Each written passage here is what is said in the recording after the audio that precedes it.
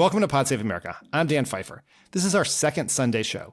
These episodes are going to be coming out every other weekend and will give us hosts a chance to step back from the churn to have longer form conversations about the big ideas and forces shaping news and politics. My guest today is Ben Smith, the co-founder and editor-in-chief of the news site Semafor. Ben is a longtime reporter. He worked for Politico, was the editor of BuzzFeed News, and was the New York Times media critic. So he has a ton of experience covering the coverage, from the prominence of podcasters and influencers in the 2024 election to the way Trump is running roughshod over the media. It feels like we are at a critical moment for the role of the fourth estate. That's why I wanted to bring Ben on to dig into the state of the American free press, what journalists need to do differently for Trump 2.0, and whether the right has finally won the war on the media. Ben Smith, welcome to the show. Thanks for having me, Dan. It's nice to see you. Absolutely. We've known each other for a very long time. I think we first met on a bus in Iowa in 2007. You were a blogger. I was. And they were like, we have an adult here to take charge of you all, and it was real. Yes. And the adult, I think I was 29, 30 maybe at the time, so like a true adult. Yep. But look, we are. Trump's been in office for nearly 3 weeks. It has been a truly insane and intense 3 weeks. But we know that's part of his and Steve Bannon's flood the zone strategy. Bannon first described this approach in 2018. He said his strategy for overcoming the media's opposition was to flood the zone with shit. For our listeners, let's take a listen to what he said on PBS's Frontline back then. The opposition party is the media. And the media can only, because they're dumb and they're lazy, they can only focus on one thing at a time. And the one thing they'll mainly focus on is either they do the horse race, or once the horse race, who's in, who's out. Right. It's like the high school, who are the cool kids in the cafeteria, right? Because it's easy. It's the reason they do the horse race stuff all the time, right? And they won't do the basic, what are the core things that are going on in the country? I said, all we have to do is flood the zone. Every day we hit them with three things. They'll bite on one and we'll get all of our stuff done. Bang, bang, bang. These guys will never be able to recover. But we got to start with muzzle velocity. So it's got to start, it's got to hammer, it's got to muzzle velocity. It seems like a pretty accurate description of what at least the first couple of weeks of Trump 2.0 have looked like. How have you been covering Trump 2.0 and how have you tried to deal with the flood the zone strategy? It is a very accurate description. And I mean, is the media dumb and lazy? Like often also accurate. But I think, the notion that the opposition party is the media and that the world is totally mediated by the media and that we shape reality and decide what happens. To me, I don't really buy that, but I also think it's kind of poisonous for the media to think that about itself in a way. And I get, we're trying to cover the story. We're trying to understand what's happening, why things are happening, who's actually making these decisions, what their actual motives are, things that social media can often be shaky on. I think one of the stories that struck me early, is obviously you have this iconic image of Mark Zuckerberg and et al. Sort of paying their showing up to support Trump's inauguration and to sort of pledge their loyalty to the administration. And it was really striking to me, a story we broke over the weekend, that when it comes to key appointments like the general counsel for the FCC, they pick somebody who is the most anti-big tech possible lawyer in America. Like, this bought them nothing. The Trump people think it's hilarious. They like it, but they're not gonna, but it isn't buying them. It's not buying them anything. And then conversely, who has actual influence in the White House, who in media has Trump's respect? Rupert Murdoch, whose publications have been very, very tough on Trump and actually, if you read the Wall Street Journal editorial page, you'll get much tougher, clearer criticism of Trump than you get from the LA Times, which only writes about Los Angeles now because they feel scared. It's an interesting thing. I think you see these demonstrations of weakness by a lot of kind of would-be media moguls, which they imagine are going to ingratiate themselves to the White House, and there's no evidence that it is. Yeah, I want to get into some of those tributes that some in the media and tech are paying to Trump in a minute, but I think I'm not going to defend Steve Bannon often in the history of Pod Save America, but I think when he made those comments in 2018, 2019, whatever it was, the world, it was a different place, right? The media did play, the legacy media, if you will, just who he's really talking about, right? Like when we talk about media in this podcast, that is everything from Semafor to the New York Times to Fox News, now to Joe Rogan, Alex Cooper, everything. But what Ben is talking about here is he's talking about the White House press corps, right? The establishment media, legacy media, regime media, as Republicans call it. And back then, certainly played a larger role, I think, at least, and maybe you can, if you disagree, you should say it, in sort of mediating reality. Yeah, they were reacting, of course, to a moment in which the Russia investigation had totally swamped the administration, driven by breathless media coverage. And they had gotten onto the back foot in the first weeks of the administration and never really got onto the front foot. They were very rarely were they able to really drive that story. It was mostly they were the rabbit being pursued by the wolves. And so, I think they were kind of honestly reasonably figured we don't want that to happen again. And that strategy, Bannon puts it in really bombastic terms, but I don't know. Do you think it's probably a good, is that, if you were a White House comms director, would you come out with muzzle velocity right now? Yeah, I think you would want muzzle velocity. I think the question for Trump, if I'm stepping back from the perspective of a political operative, is, are you telling a larger story or are you getting swamped by action? What they are demonstrating right now is action, right? Just he's doing things, and that is standing in stark contrast to what people perceived of Biden, right? He was largely absent. Absolutely. Even though he did a lot of things, a lot of those things weren't public. They didn't see him. And so, I was thinking about this the other day, is that in Trump's first term, in the beginning, he suffered, I think, mightily in public perception with the comparison to Obama, because he was out there, he was kind of saying dumb, crazy things. He was not thoughtful, and Obama was much more popular than Trump, so that suffered. In this situation, I think he actually benefits from the comparison to Biden, because Biden was perceived to be, fairly or unfairly, as absent, not doing a lot, not showing strength, not being out there. And Trump is out there 24/7, right? When was the last time? The public never really saw Biden, and Trump is out there all the time, so he benefits from it. The question will be, right now, that is a very good short-term strategy. What points are you putting on the board in terms of delivering on your campaign promises, right? Or is it just a bunch of noise? And that it's early to know whether that's actually true or not. Yeah, and the thing that, I think Bannon is a smart guy, and in some ways he's so ubiquitous that people kind of underestimate how consequential he is. But notably absent from the muzzle velocity speech is just which way is the gun pointed? What's in it? Yeah. Right. Right. And it's a strategy that's kind of content neutral. They could be announcing anything. And there was this narrative last year that, well, look, this time around, Trump has a real plan. They know what they're doing. They have a set of actions planned. And some of the stuff coming out of the muzzle, some of the, particularly around immigration, I think is actually look, we had a plan. We're going to do some high profile, even if they're not massive raids. We're going to try to scare people away from the border. We have some legal changes we want. That all felt planned. The Elon stuff is obviously, he's just seeing tweets about agencies he's never heard of, reacting, canceling stuff, uncanceling stuff. It's mostly improvisational. And I think that's, as you say, at some point, these are the fights. I think, it's in the laws of gravity still apply. The president has this 100 days, has this moment at which to set an agenda, to pick their priorities, to pick the fights they're going to pick. And some of the fights they're picking are the fights they planned to pick and wanted to pick, but a lot of the fights they're picking are the fights that Elon saw a tweet about yesterday. It is they are better. It is a better run organization than last time, only in the sense that you have a bunch of people who maybe care about a specific issue that Trump may or may not care about as much, and they are finding ways to drive that.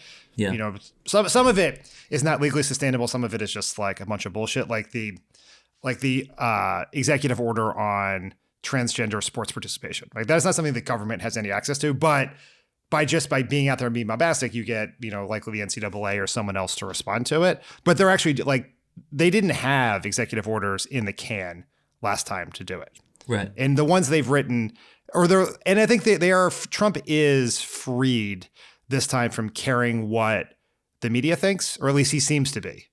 They were more sensitive to the, what Maggie Haberman would say about them, and they seem to be now, at least. See, I think that remains to be seen. I think Trump, at least let me say the administration. Question about Trump. Yep. Yeah, I do think that this is going to be a real question, as because have a lot of muzzle velocity, and as right, and as you said, some of the stuff, and a lot of it is kind of organizationally, kind of culture war stuff that doesn't really affect the outcomes of government policy in an immediate way, is all happening. It's moving. They clearly had it well planned. But again, a lot of the most consequential stuff is being decided by Elon Musk in a pretty chaotic way. And when it starts, and I think there's a real question of some of it will be very unpopular, some of it will get really bad press. Do we think Trump wants that? I actually don't think Trump likes getting bad press or is comfortable with getting bad press. I think he likes getting good press. Yeah, I think that's true. I think it's true. I guess the way I've been thinking about it is, I mean, the way he backed off the tariffs very quickly for just basically nothing is notable. The way I know a judge stopped the funding freeze, but Trump also pulled the plug on it, and reportedly, I mean, at least in some reporting I read, that was his choice because it was so noisy and messy. And so I think he's still going to be reactive to some of that stuff. The people around him are less reactive to it. Like last time he had so many Republican establishment people in his administration that they were more reactive to it. And John Kelly is going to be more reactive to bad press than Kristi Noem or for sure. Same thing with his defense. Pete Hegseth is not going to care about it, And so I think that it will matter some. But I guess that question I have is, it seems to me, at least watching this over the first 3 weeks, that the legacy media, establishment media, right? I always want to kind of just at least the people in the briefing room in Trump 1 came in really sort of guns blazing, right? They sort of branded themselves as defenders of democracy. There was a ton of fact checking, and it feels like, at least from afar, a different approach this time, right? A little more, not that there is not real, that like, I do kind of want to separate the journalists who are covering the White House or covering Trump from maybe the parent companies who own them. But because there is like real, like these reporters, I will say, are working their ass off and they're writing like a lot of really important stories. Whether anyone's reading them or not is an open question, but it does feel like the press is a little more accommodation. It has more of an accommodationist and less aggressive approach this time. Do you see it that way? Is my anti-media bias coming through? I mean, I think that's one way to see it. I mean, I guess I never really bought the idea that like our choice is to be accommodationist versus collaborationist versus aggressive. Like we're supposed to be covering reality. And I think that there was an almost delusional quality to the media where reporters loved having people they met out in the world say to them like, wow, you're so brave. Thank you for what you do. It's like, come on, you cover the White House. Like you're not a war reporter. And I do think like the work is incredibly important to democracy, but that's a little different between saying, journalism is this vital pillar of democracy, and journalists are themselves heroes of democracy who ride around on white horses. Like it's a weird job. And the best reporters, right, like the reporters who are very valuable right now, like spend a lot of time kind of burrowing into Trump world and telling you what's happening there. That's, and that's an incredibly valuable thing, but you don't have to, I don't know, but I think there was a level at which the sort of the media fell in love with a narrative about itself that made liberals love them and conservatives hate them, and and that's not the only factor, or maybe even the most major factor, but I don't think in retrospect that was a good thing. And I would say the underlying thing here is, just to go back, Trump gets elected, and a lot of journalists, a lot of liberals think there's no way this was legitimate. Like there's been a mistake here.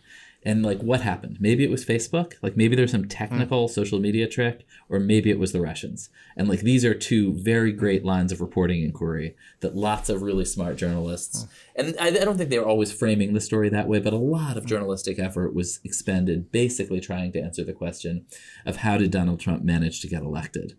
And those were both factors, obviously, shifts in social media, Russian interference in the election. But like, I think they did not sufficiently consider option 3, which was that he was pretty popular and won a lot of votes. And so I think that was, like, the Trump people aren't wrong to be upset that most of the journalistic energy of 2016 and 2017 was expended on trying to figure out what trick got him elected. We're going to take a quick break, but before we do that, look, it pains me to self-promote like this. It truly does. But Crooked Media is offering a 30-day free trial of my newsletter, The Message Box, and I hope you'll consider signing up. In the months ahead, I'll be breaking down how we got to this terrible place, exploring how Democrats can rebuild our coalition, and strategizing about how we can take on the right-wing media machine. I'll also be sharing specific ideas about how you can fight back against Donald Trump and his minions, where to volunteer, which campaigns matter most, and how to talk to the persuadable voters in your life about the threat Trump poses.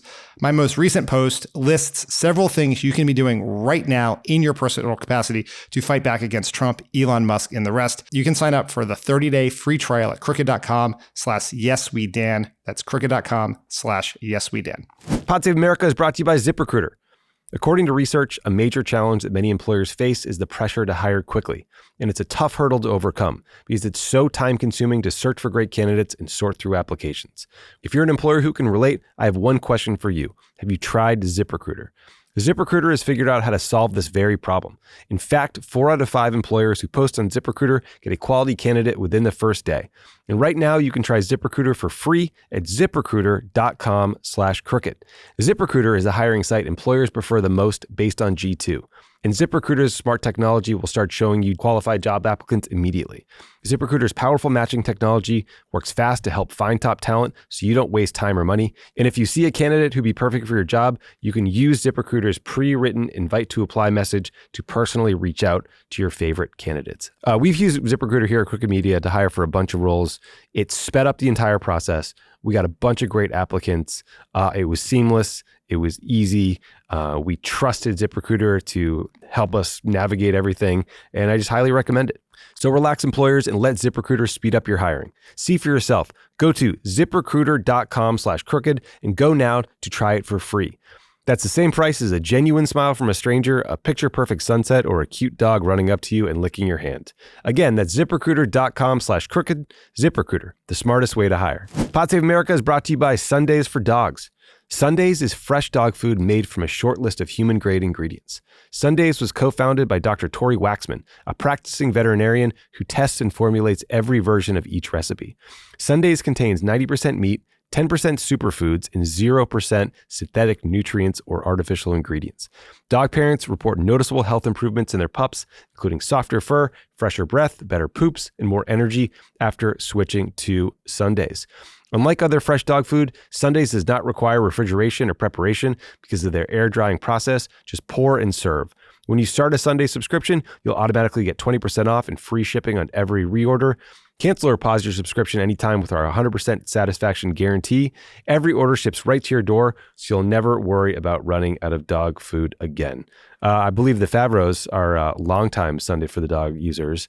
And the reason I know this is because every time my dog Luca comes to their house, she makes a beeline for Leo's food bowl and eats everything that happens to be in there. So apparently it's very good. The new year is not only a perfect time for us humans to make healthy changes, but for your pup as well. Get 40% off a 2-week trial of Sundays. Go to sundays4dogs.com/crooked or use the code crooked at checkout. Again, that's sundays4dogs.com, Sundays is plural, /crooked, and use code crooked at checkout. I think one of the one of the real critiques from, folks not just on the left, but even in journal itself, is that some of the corporate media entities are trying to curry favor with Trump for reasons separate and apart from the specifics of their publication itself, right? So you have the Disney Corporation settling a pretty specious lawsuit that a lot of legal experts think ABC could have won, involving George Stephanopoulos erroneously calling Trump a racist. You have reports rapist. Get it right, sorry, rapist. Calling him a rapist, yes. You probably could have gotten sued for the racist one. But and then you have reports that Paramount, which has a very large merger before the Trump administration, considering settling what is an even more reportedly absurd lawsuit about the editing of the Kamala Harris interview. Just sort of as a publisher, a person in the media, a longtime media critic, what's your response to how some of these entities are doing this?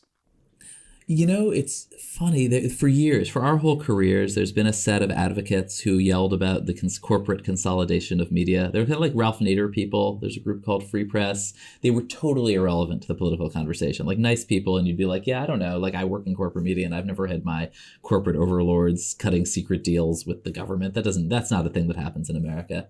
And they were totally right. Like, what you see now is that this very, very consolidated media is largely owned by, on one hand, public companies that have fiduciary responsibilities to their shareholders. And when we say media, we really mean news media, because they have lots of exposure beyond news. Like, the Ellison family isn't buying Paramount because they want CBS News. Like, CBS News comes along with the bargain and is kind of a headache. But they want, they're looking for a content library and, they're getting into the movie business. And so this, like, CBS News is this liability. And actually the Disney suit is, sort of specious, but it's the kind of suit sometimes you settle because I think they were worried about disclosing George Stephanopoulos' text messages, whatever. There's some argument for settling that one. I'm not a great one, but the CBS one is ludicrous. It's about editing. It's a very normal journalistic thing. If you edit an interview the way you want to edit it, maybe you screw it up, maybe whatever, but it's but it's something that is widely viewed as protected and as a specious lawsuit, even if they've found a friendly judge in Texas. But Sherry Redstone, who's selling CBS, would like to get paid. And the quickest way to getting paid is caving to Trump. And if that damages the brand, if that blows up the newsroom, it's not a big deal for her. I think similarly, Bezos and Patrick Soon-Shiong are billionaires. And the issue isn't that they're billionaires, it's that they have lots of exposure in other businesses that the government has a lot of power over. Soon-Shiong is in the healthcare business, FDA, incredibly important to him. Bezos is very interested in his space projects. And Trump will obviously punish them. I mean, he's done it in the past. He'll threaten that he'll kill contracts if your publication anchors him. And Bezos wrote this in his letter about canceling the endorsement, that it would be, and he said it well, I'm not doing this because I'm caving to Trump, but I can't blame you for seeing it that way, because it sure I recognize that it looks that way. And I just think that what you see is that independent, the thing that it makes you realize the importance of independent media and independent in sort of the old Naderite sense, that they are independent of consolidated ownership. I mean, the New York Times is the only major publication in the country that is independent in that sense. The Murdoch press, for all the many problems I have with them, are at least in the news business in a real way and have some experience in dealing with power and not just caving. And then lots of smaller outlets like ours, like yours and mine. And, I'm sure, like, if the Trump administration decided to try to damage your business and go after your advertisers, it could probably do a lot of damage. But but you're not dealing with a sister company that is heavily regulated, that is, and we already, and I think that to me is actually kind of the scary thing, is the way in which ownership is really being brought to bear for the first time in my career. There's just this ultimate irony that, like, the ABC settlement actually goes to the Trump library, were one to ever be built. Yes, it's going to be in New Greenland. The Trump library. Or it could be in Gaza. Yeah. Somebody in Trump's orbit described it to me as the Trump library and casino. Yeah, I'm sure that is the case, or in amusement park or whatever else it'll be. But it's just, there's a tremendous irony. So Walt Disney and ABC have given Trump money for the library. If Paramount settles a suit, CBS will give Trump money for his library. Mark Zuckerberg just settled a suit with Facebook against Trump that will go to the library, and that Trump is going to end up with a library built by the legacy media and big tech. Is just a sort of a wild thing you would not have expected. You see why he finds that really satisfying. I can imagine. I can imagine that it is quite satisfying to him. In the first Trump term, fact-checking was a very important part of how the press was thinking about holding Trump accountable, right? He is telling all these lies. It is our job to sort reality for our readers. We're going to fact-check him. We're going to do it. Bring on people like Daniel Dale and CNN right afterwards. And I'm curious how that's going to happen this time. Like, here, I want to have you listen to this clip from Trump's recent press conference where Peter Alexander tries to question the reality of what Trump just said. Let's take a listen. The cited FAA text that you read is real, but the implication that this policy is new or that it stems from efforts that began under President Biden or the Transportation Secretary Pete Buttigieg is demonstrably false. It's been on the FAA's Who said website. That, you? No, it's on the website, the FAA's website. It was there in 2013. It was there for the entirety. What I read. It was there for the entirety of your administration nice too. So my question is, why didn't you change the policy during your first administration? I did change it. I changed the Obama policy, and we had a very good policy. And then Biden came in and he changed it. And then when I came in 3 days ago, I signed a new order bringing it to the highest level of intelligence. Okay. It was on the website. Please. Quiet. So Peter Alexander here, who's the NBC News correspondent, does exactly what you're supposed to do. Trump holds his press conference, makes a series of claims that are demonstrably not true. He corrects him on it. Trump runs right over him. And I guess the question is, what value do you see in fact-checking? Is it still an important part of journalism? Is it even possible when you have a president who, you're an administration or even a political party right now, who's so willing to ignore reality? Yeah, I mean, I guess, as you know, I come from a slightly weird corner of the world. I never really liked the formalized fact-checking. Like, I think journalists' job is to get the facts right, and that you shouldn't outsource that to some other, often Facebook-funded or whatever institution populated by 23-year-olds who are learning how to do their jobs. But anyway, let me bracket that particular rant. No, I mean, I think there's a level of, the media, the news media is weaker than it used to be. it was weaker in 2016 than it thought it was. Maybe it realizes how weak it is now. But like, what I mean, I think there's some question of we should get our facts right. We have a responsibility to our readers to tell them what's really going on. Are we going to disabuse Trump's supporters of things that they believe, or of things that maybe aren't really being received as facts, but more as political statements or as sort of, it doesn't seem like it. Doesn't seem like that those fact checks were changing a lot of minds or reaching a lot of people who were looking to have the facts checked. And so I think that kind of formalized fact checking, I'm not sure what it was doing in the end. Like I there's a fair amount of research on like media effect and media impact that like none of us actually wind up looking at that much. But I think it's often interesting to ask, like, well, okay, like did we do some focus groups where this then changed people's minds and people came in thinking that one thing was happening and then read factcheck.com and left thinking another thing was happening.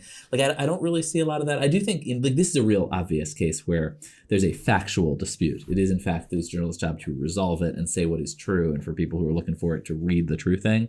A lot of things that got fact checked were sometimes a little hazier, were sometimes more political disputes. Is immigration good for the economy?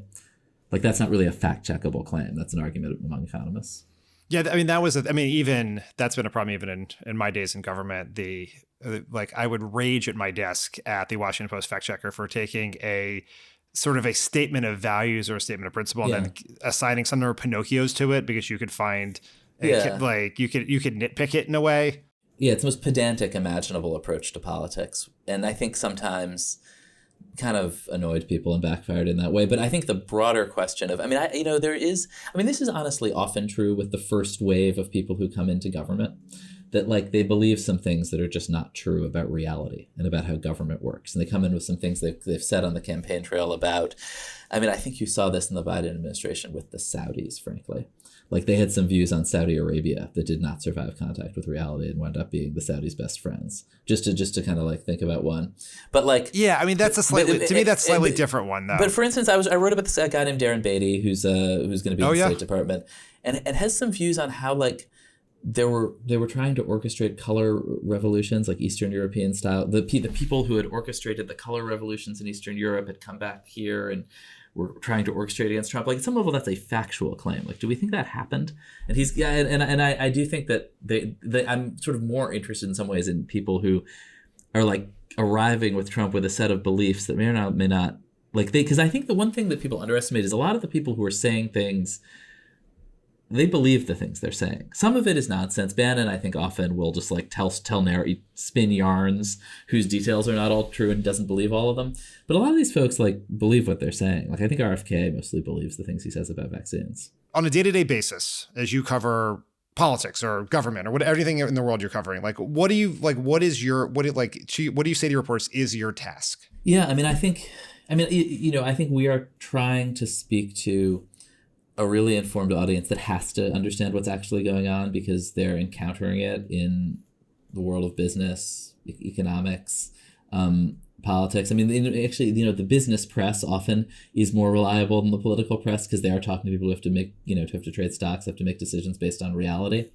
I think, we obviously see that as our responsibility. We also, I do think it's a moment when you sort of have to bring some humility as a journalist, whether you like it or not, because we have the industry, like we have less power than we did.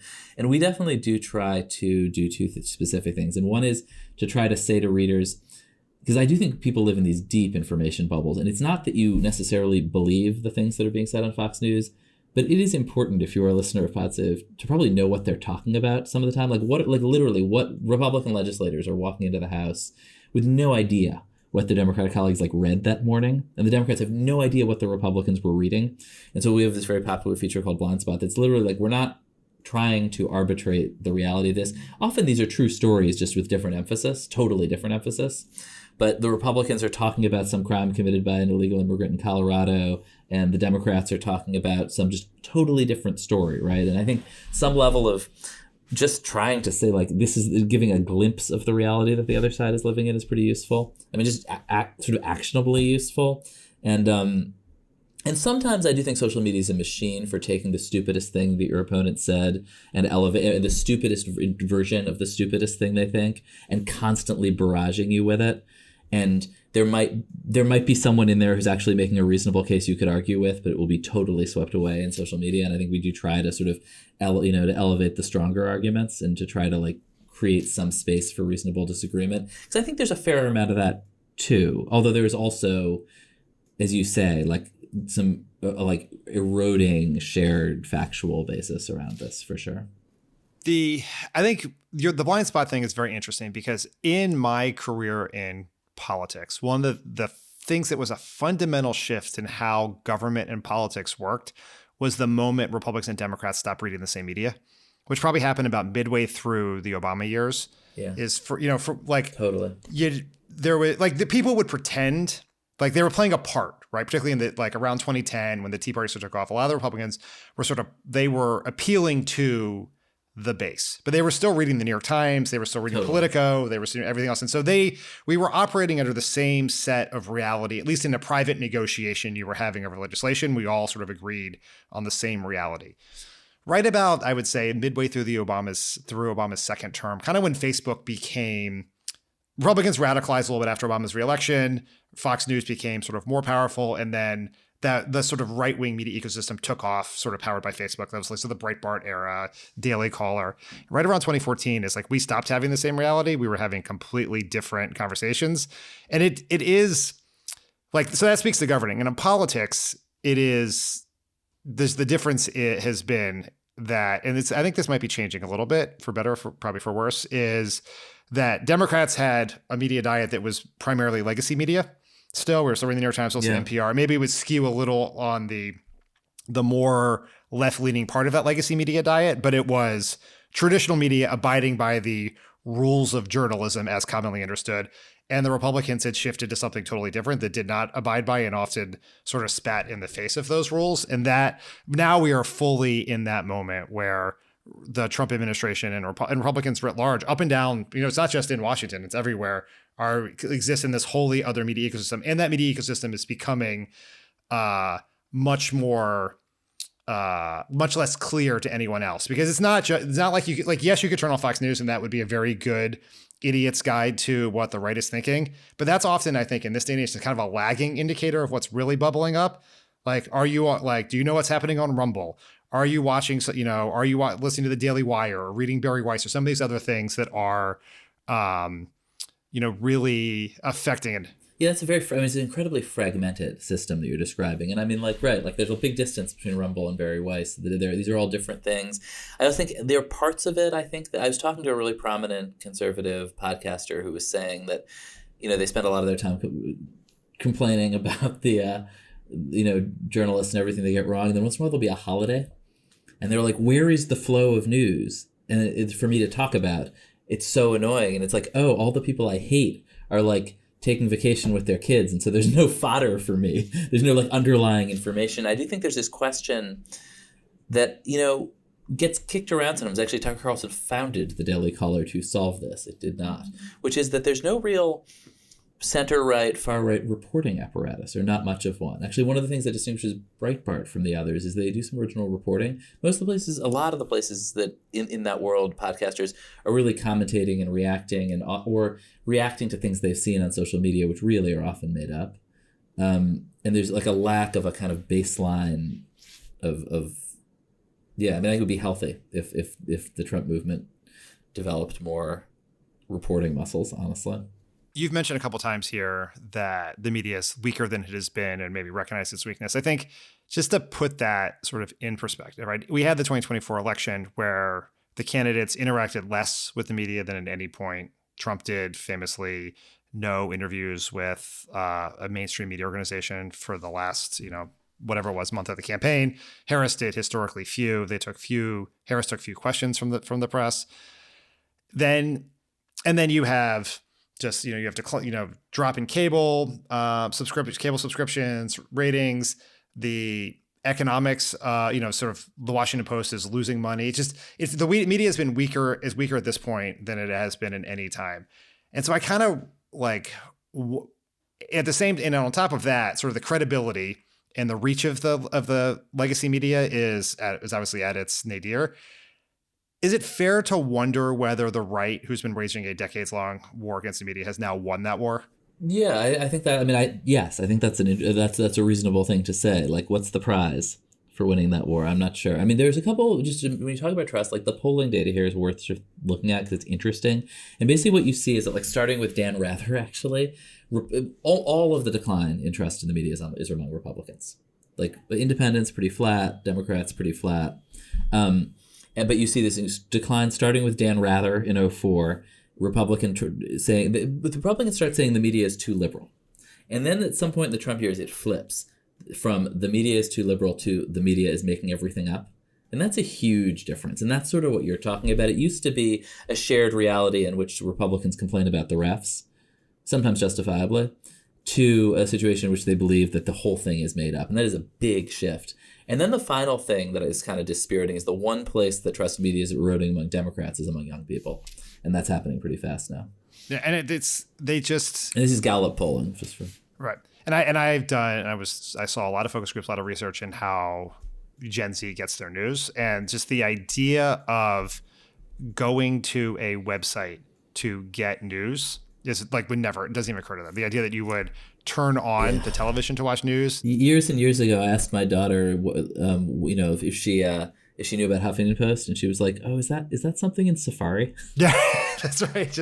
You wrote about this in your book, and you've talked about it in a lot of the interviews when you broke them out a couple of years ago. But is just the and this is sort of where you have two things. You have lack of trust in media, which is a problem, and growing among Democrats, particularly among young people.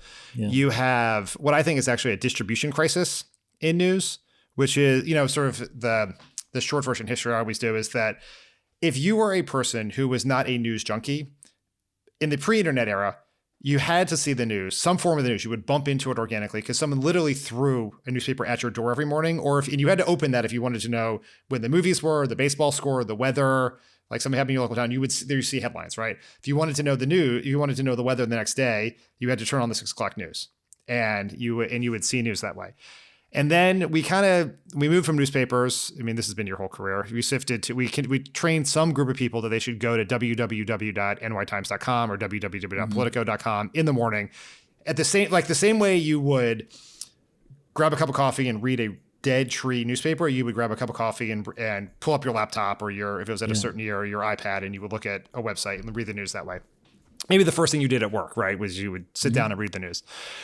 Then social media came, and we have a better plan. Facebook's going to deliver the news to your phone, and you're going to see it. And even if you're just like scrolling through to look at pictures of your friends' kids or whatever else you do on Facebook, killing time in the grocery store, waiting in line, you would see some sort of news. And then some point after and Twitter served the same function for a smaller group of people. Then sometime after 2020, that all fell apart, right? And now it's like, how do people get? Like there is no major distribution mechanism for legacy media to reach people who are not actively seeking it out, right? That is the thing that has changed. I think that's a really good way to put it. I mean, I would say, that these things keep changing. Like I don't think it's reached a static point. And I think that the thing that you describe, which sounds incredibly disorienting and maddening, most consumers hate. Like if you ask people like, hey, do you think this is working for you? Do you like how you're getting your news? No, everybody hates it. And I think that was sort of what we were reacting to in creating Semafor, was like just why I left the Times, just this sense of like, oh, there's actually an opportunity to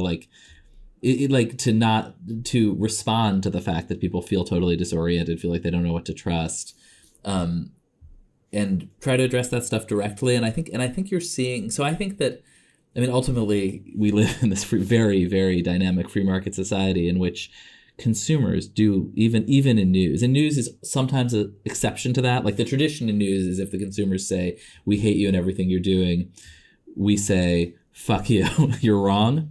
But I think there is this opportunity for both legacy and for new outlets to take pretty seriously how terrible the experience of consuming news is. And a lot of the pendulum swing is back to some of the older values. Like I think the reason that email newsletters are very popular is they actually are kind of print. Like they force a kind of hierarchy of saying what's important. They force a kind of concision because they're not infinite. And I think that's made them very popular. And I think so I guess I'm obviously an optimist because I wouldn't still be doing this stuff, but I do think that the status quo in some ways is kind of untenable. And the fragmentation commercially is extremely annoying too. Like, how many Substacks do you want to subscribe to? How many different streaming services are you going to pay for?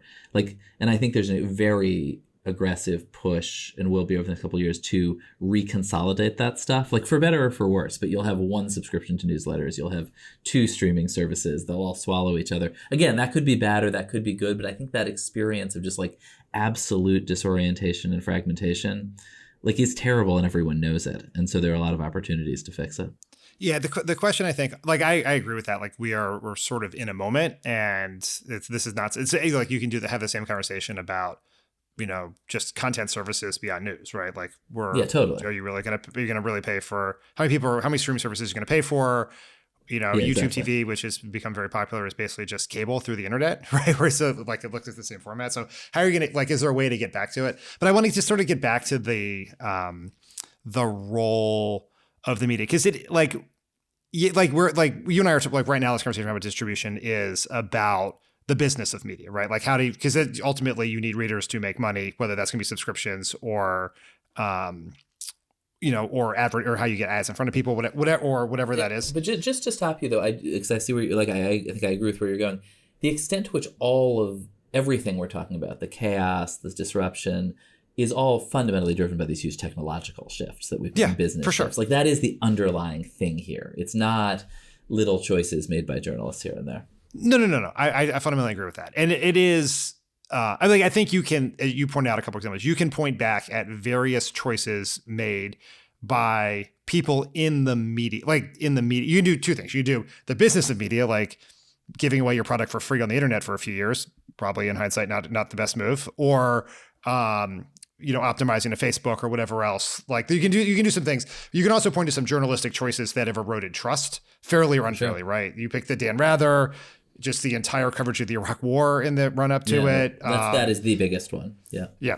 But then you also have cultural shifts that have happened, which is in how young people think about news. Like, what is one of the things you see when you do sort of focus groups of younger folks is they find more authority and more relatable a piece of content that looks like the conversation you and I are having, more than 9 pundits at an anchor desk for CNN. Like that, when they think of news, it is, you know, people with headphones on a couch or around a table having a podcast, or it's a streamer speaking, you know, doing a vertical video. That is to them what like the sort of traditional image of Walter Cronkite or Dan Rather or Brian Williams at the anchor desk is to previous generations. I mean, it's funny. We, on our podcast, Mixed Signals, we interviewed Colin and Samir, who are big YouTubers who think a lot about, who sort of talk a lot and think about YouTube. And at one point I said to Samir, like, I mean, so when did you start thinking of yourself as a journalist? Like, how'd you get into journalism? And he was like, what? Don't call me that. That's offensive. Yes. Yeah. And that was a pretty striking thing to me. It's a totally different ecosystem. But I just want to get back sort of to the role that the media has played in sort of politics and public discourse, because that to me has been a fundamental shift. Is it was a measure of accountability, right? We called it the fourth state for a reason. You interacted with the media as a politician or a governmental entity because you know, for two reasons. One, you needed the media to get your message out. Like, that was a fundamental thing. Like, if I was preparing Barack Obama for a press conference, like the Faustian bargain in my head is, I'm going to take a bunch of questions that are going to be annoying. They're going to be about the things that I know voters don't care about. But the price of that is the airwaves it's the way I can get my message in front of people. And you would react to, you know, the media could, if they picked a thing that it was going to become the narrative, could change government policy, right? It would create such a firestorm that you would have to stop doing it or change course or whatever else. I do sort of question, after watching this election, the first couple of weeks of Trump, whether, like, it seems like that role is so diminished as to be, is that the media becomes, maybe this is for better, not for worse, from your perspective, but more almost entirely an observer and chronicler of the process, opposed to a participant, when it was a huge participant in politics for basically since the invention of the newspaper. Yeah, and I don't think it's a binary thing, but but I think the media's role in being able to sort of set the agenda, essentially, is obviously diminished, you know, to some degree, given over to whatever, like, Anon on Twitter caught Elon's eye this morning. Like, right now, that's what you'll see on Fox tomorrow morning and in the White House the next day. Like that's, is literally random people tweeting it in Elon's replies. But and I guess, and I think that the media can overplay its, can overplay. I do have some ambivalence about that role, and we definitely, I think, we are able, like Semafor has been able to build a lot of trust with Republicans and Democrats, partly because we see our lane as narrower, right? Like we're trying to tell you what's going on and provide really good information, but not ultimately resolve the argument. That said, I mean, I do think that there's a long tradition of people in American politics who think they can shape reality. I mean, there was a famous, was it Karl? Who was it in the Bush administration? It was Karl Rove in the New York Times. Told Robert Draper that they were going to shape. They didn't have to be accountable to the reality-based community anymore. And at some point, journalism is the reality-based community. Like it's not like the power doesn't really ultimately come from. To me, like it comes from the fact that you're revealing things that are in fact true, and that citizens and voters are going to wind up having to react to. And I don't think I think people kind of underestimate that that's really the power of it in the first place. Pod Save America is brought to you by Stamps.com. We're in the news business here at Crooked Media, which means we got to be flexible. We got to cover things as they happen, and we cannot let rigid schedules get in our way. That's why we love Stamps.com. Flexibility in your workday means you can decide when and where to invest your time, like focusing on the important parts of the business that only you can do. With Stamps.com, tedious tasks like sending certified mail, invoices, checks, or documents and packages can be done on your time, not someone else's. Stamps.com simplifies your postage needs and adds valuable flexibility back into your workday. Stamps.com handles all your mailing and shipping needs wherever, whenever. Access all USPS and UPS services you need to run your business right from your computer or phone, anytime, day or night. No lines, no traffic, no waiting. Take care of mailing and shipping wherever you are, even on the go with Stamps.com mobile app. All you need is a computer and a printer. They even send you a free scale. Easily schedule package pickups through your Stamps.com dashboard. No more tedious postage math. Rate Advisor helps you calculate the best shipping rates fast. Get rates you won't see anywhere else, like up to 88% off USPS and UPS. Have more flexibility in your life with Stamps.com. Sign up at Stamps.com and use the code CROOKED for a special offer that includes a 4-week trial, plus free postage and a free digital scale. No long-term commitments or contracts. Just go to Stamps.com and enter the code CROOKED. Pod Save America is brought to you by ZocDoc. When was the last time you needed to go to a doctor, but you pushed it off? Made an excuse like, I'm too busy, it'll get better on its own, I don't know what doctor to go to. We have all been there. Booking a doctor's appointment can feel daunting, but thanks to ZocDoc, there's no reason to delay. They make it so easy to find and book a doctor who's right for you. ZocDoc is a free app and website where you can search and compare high-quality in-network doctors and click to instantly book an appointment. We're talking about booking in-network appointments with more than 100,000 doctors across every specialty, from mental health to dental health, primary care to urgent care, and more. You can filter for doctors who take your insurance, are located nearby, are a good fit for any medical need you may have, and are highly rated by verified patients. Once you find the right doctor, you can see their actual appointment openings, choose a time slot that works for you, and click to instantly book a visit. Appointments made through ZocDoc also happen fast. Typically within just 24 to 72 hours of booking, you can even score same-day appointments. Stop putting off those doctor's appointments and go to ZocDoc.com/crooked to find and instantly book a top-rated doctor today. That's ZocDoc.com/crooked, ZocDoc.com/crooked, ZocDoc.com/crooked. Reality is still reality, right? If, let's say, the Biden administration had been able to get a bunch of reporters, inflation is an example, right? It did not matter what the New York Times or CNN or Semafor or anyone else wrote about inflation. People still went to the grocery store and were paying more for eggs, right? Or milk or whatever. Like that, That is reality. The thing that is, I think, harder is people are less informed about what's happening now because it's harder to get news.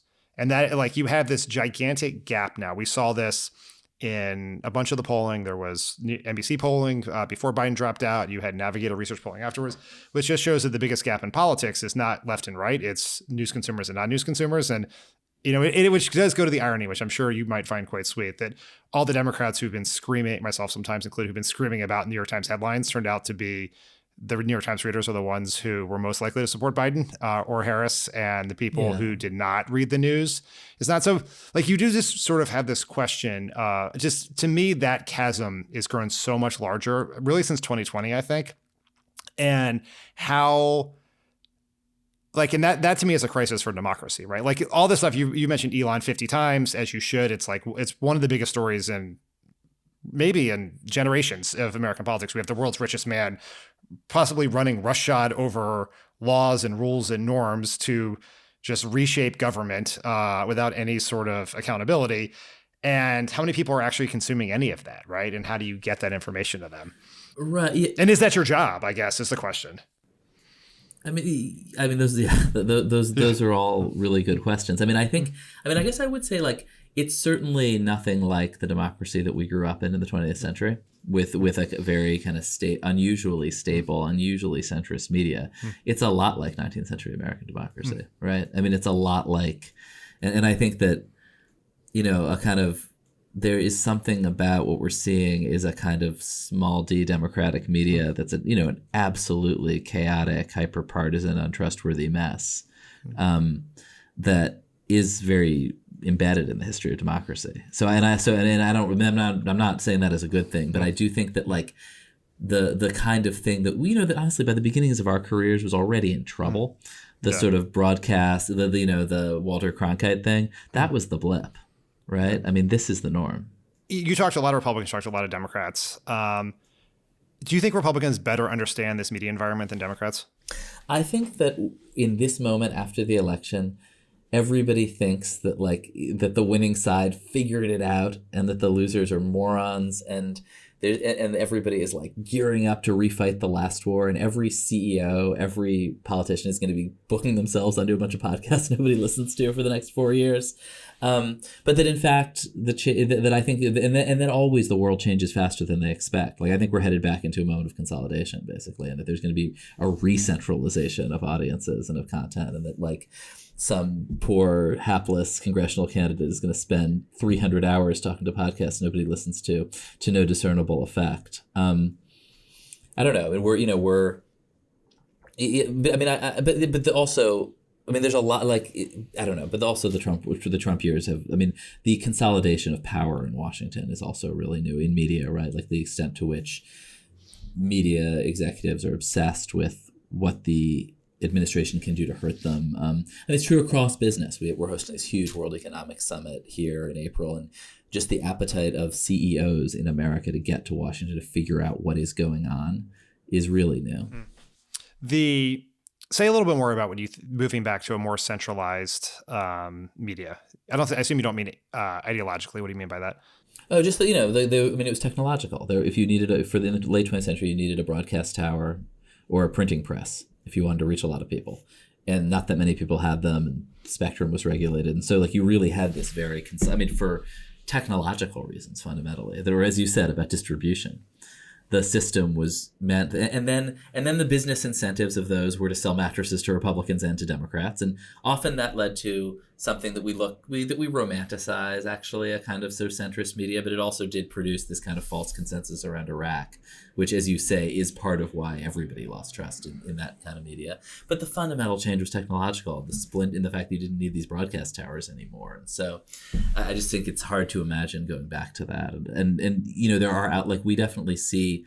For readers, part of the value is, and I think you do this too, we can read everything so you don't have to, and go out put on the hazmat suit and go out into social media and find the interesting stuff, some of which is on weird Substacks and right-wing podcasts, and some of which is in the New York Times. And it's this very disorienting moment to be a media consumer. Yeah, that's one of the things that I think with, like, my media business hat on, is that one of the places where there is opportunity is basically curation. Yeah, I mean, that's at Semafor. That's so much of what we do. And you have to build trust with the audiences to trust you. And that is, like, for better or for worse, that trust is, you know, you can build brand trust, as I'm sure as you're trying to do at Semafor, but it's often with people. With individuals, totally, yes. Right. It's like, I trust Joe Rogan to tell me what's happening. I trust Ezra Klein to tell me what's happening. I trust Pod Save America, whoever else. And I mean, you've done that a little bit with some of your reporters, trying to lift them up, like Dave Weigel, like with his newsletter, I guess, is sort of like. Yeah, no, we definitely are building around expert reporters on key beats in a way that in the old days you're all cogs in the dispensable cogs in the Wall Street Journal machine. And now if you're Liz Hoffman on Wall Street or Burgess Everett in the Senate, like that's, you trust a person. I mean, it's a interesting time to be in this business for sure. Speaking of sort of that sort of curation role, I was thinking, I went back and read your first column as the New York Times media critic, which was claiming that your brand new employer, the New York Times, had grown so successful that it was bad for business. Since then, the New York Times has become even bigger, even better read, and its putative competitors have struggled mightily since then. Washington Post, most notably. Wall Street Journal still does well, but has had layoffs, et cetera. And so, where do you think the New York Times stands right now? Do you still believe it's bad for journalism? I mean, I actually think it's scary for the New York Times. Like, you don't want to be the sole, strong, independent outlet in a kind of democracy where rule of law is a little shaky. Like, that's a bad place to be. You mean just because you have you have a target on you? Yeah, for sure. And it'd be healthier for the media ecosystem and healthier for the Times and better for the leverage of journalists in their salary negotiations if there were lots of big competing outlets with sort of somewhat different outlooks on the world. Like, I mean, I think that's just a healthier system.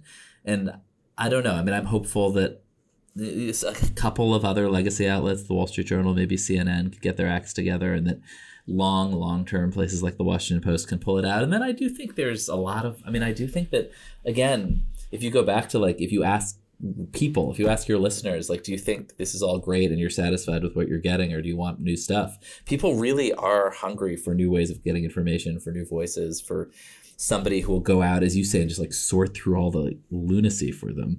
And so I think we're in this moment of crazy transition, and there'll be a bunch of new things too. But yeah, no, I do think, I think it's in no one's interest to have one absolutely dominant independent company. I sort of feel like the New York Times has become Netflix for news, where it's the place you go for it has replaced, sort of like the way Netflix has replaced television, right? But does Netflix have taste, right? Like, Netflix has the stuff that is targeted at conservative people in the middle of the country, and the stuff that's targeted at liberals in the coasts, and they have everything. And the New York Times obviously brings with it a brand that exists, but it is kind of political cultural lens. If I am just I want to find out what is happening right now in this moment, my default place to go would just be the New York Times, right? I know, it's 2005, right? Because for 10 years and 15 years in the middle, Twitter was where I would have gone to see that. Now you can't use social media for that. You just can't ask the question of what is going on and have it answered.